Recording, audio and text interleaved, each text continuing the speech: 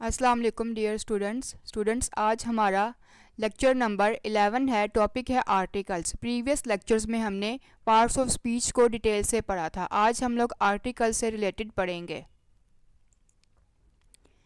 Definition of articles. A, an and the are called articles. मतलब कि ए, N and दी जो words हैं ये आर्टिकल्स कहलाते हैं। इन तीन वर्ड्स को आर्टिकल्स कहा जाता है।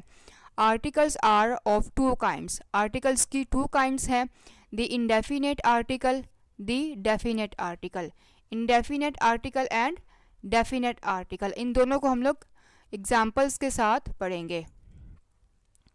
The indefinite article, a and an are the two indefinite articles. अब इंडेफिनेट आर्टिकल्स में आ एंड एन यूज किए जाते हैं।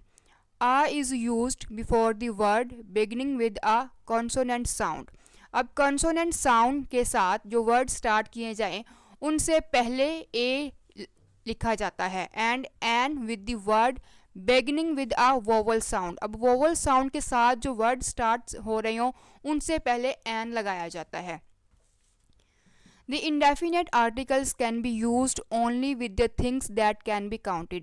अब इसमें एक और चीज़ है कि indefinite articles जो हैं ये वहाँ पर यूज़ किए जाते हैं जो कि काउंट किए जा सके। मतलब कि जो चीज़ें हम लोग गिन सकते हैं उनसे पहले यूज़ किए जाते हैं indefinite articles. Examples of indefinite article. हम इंडेफिनेट आर्टिकल के एग्जाम्पल्स को पढ़ेंगे। This is a table. ये एक टेबल है। अब टेबल क्या है? ये एक काउंटेबल चीज़ है। हम लोग इसको काउंट कर सकते हैं कि एक टेबल है, दो टेबल हैं, तीन टेबल हैं, इस तरह से। और आ वर्ड जो है ये एक इंडेफिनेट आर्टिकल है। आ वर्ड क्या है? Indefinite article. A cat eats meat. A cat, यहाँ पे आ का वर्ड जो है ये भी इंडेफिनेट आर्टिकल है। और कैट क्या है? ये इसको भी हम लोग काउंट कर सकते हैं कि कितनी कैट्स हैं। She is eating an apple. वो एक सेब खा रही है। तो एप्पल क्या है? एप्पल को भी हम लोग काउंट कर सकते हैं। एप्पल से पहले जो वर्ड यूज़ किया गया है एन, ये एक इंडेफिनेट आर्टिकल है। अब यहाँ पर ये कॉन्सेप्ट क्लियर है कि जो इंडेफिनेट आर्टिकल हैं वो ऐसी चीज़ों के साथ यूज़ किए जाते हैं जो कि काउंट की जा सके। यहाँ पे हम लोग टेबल भी काउंट कर सकते हैं, कैट भी काउंट कर सकते हैं, एप्पल भी, चेयर भी। ठीक है। The boy is sitting on a chair. लड़का चेयर पर बैठ रहा है। तो यहाँ पे जो चेयर है ये भी एक काउंटेबल थिंग है और आर जो है ये एक इंडेफिनेट आर्टिकल है। अब यहाँ पे दो चीज़ें हैं कि जो आ एंड जो वर्ड है वो ऐसे चीज़ों के साथ यूज़ किए जाते हैं जो कि काउंटेबल हों। ठीक है। नेक्स्ट है the definite article. This is the is called definite article. अब जो पहले हमने पढ़ा था ए एंड एन का, अब है दी जो है ये डेफिनेट आर्टिकल कहलाता है। अब इसको यूज़ कैसे किया जाता है? अब इसको डिफरेंट 5 वे में यूज़ किया जाता है, डिफरेंट 5 वेज में। When we speak of a particular person और अ थिंग, जब हम किसी ख़ास शख्स या किसी ख़ास चीज़ के मतलब बात करते हैं तो वहाँ पर भी हम लोग उससे पहले दी का वर्ड यूज़ करते हैं। जैसे कि the book he wants is out of print.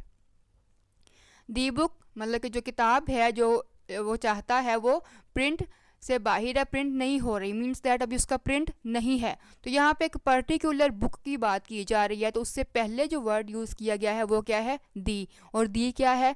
Definite article है। ठीक है। नेक्स्ट अब इसकी सेकंड वे है when a singular noun represents a whole class. मतलब कि किसी सिंगुलर नाउन से पहले भी हम लोग दी का वर्ड यूज़ करते हैं। कोई भी चीज़ जिसको मतलब कि जो सिंगल एक्सप्लेन की गई हो, जिसको सिंगल फॉर्म में शो किया गया हो, उससे पहले भी हम लोग दी का वर्ड यूज़ करते हैं। जैसे कि दी रोज़ इज़ अ स्वीट फ्लावर। रोज़ क्या है? स्वीट फ्लावर है। तो रोज़ भी यहाँ पे एक सिंगुलर चीज़ है ना, ज़्यादा रोजेस की बात तो नहीं ना की गई, एक रोज़ की बात की गई है, ये सिंगुलर नाउन है। तो अब रोज़ से पहले जो वर्ड यूज़ किया गया है दी, ये क्या है? डेफिनेट आर्टिकल है। अब इसके यहाँ पे हमने 2 वेज देख लिए कि एक तो पर्टिकुलर पर्सन या फिर थिंग के मतलब अगर बात की जाए, या फिर अगर सिंगुलर नाउन को शो किया जाए। ठीक है। अब हम इसके थर्ड फॉर्म में जाएंगे। With the names of rivers, seas, oceans, groups of islands and mountains ranges. Means that के river, seas, oceans, groups of island के जो नेम्स होते हैं उनसे पहले भी हम लोग दी का वर्ड यूज़ किया जाता है।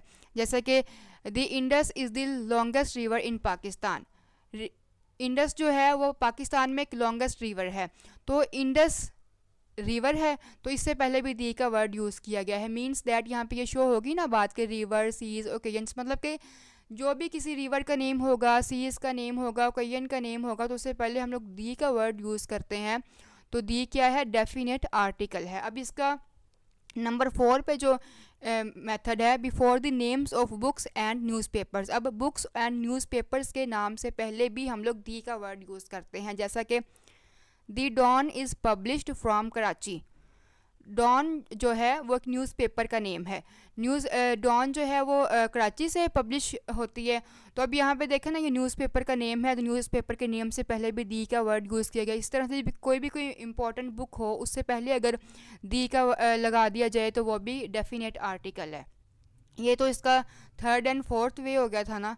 अब हम लोग पढ़ेंगे इसका number 5, before common names which are names of unique things.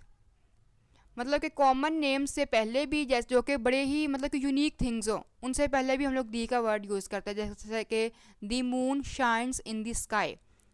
The moon, अब मून क्या है? एक यूनिक नेम है, तो मून से पहले दी का वर्ड यूज़ किया गया, ये क्या है? डेफिनेट आर्टिकल है। इसी तरह से स्काई से पहले दी का वर्ड यूज़ किया गया, ये है डेफिनेट आर्टिकल।